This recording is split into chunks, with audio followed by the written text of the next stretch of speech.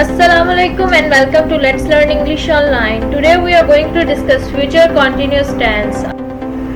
Before moving on, don't forget to hit the subscribe button below and must press the bell icon for more informative videos. Question comes in our mind that what is future continuous tense? So future continuous tense is used to talk about something that is happening at a given point in the future.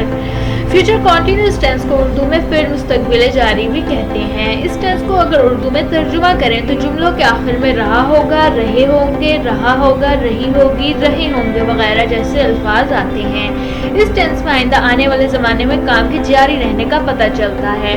Observe the following example here. We will be having dinner at home at 10 PM, यानी हम रात का खाना 10 बजे खा रहे होंगे। इस एग्जाम्पल से ये पता चलता है कि खाना खाने का काम आइंदा आने वाले ज़माने में हो रहा होगा।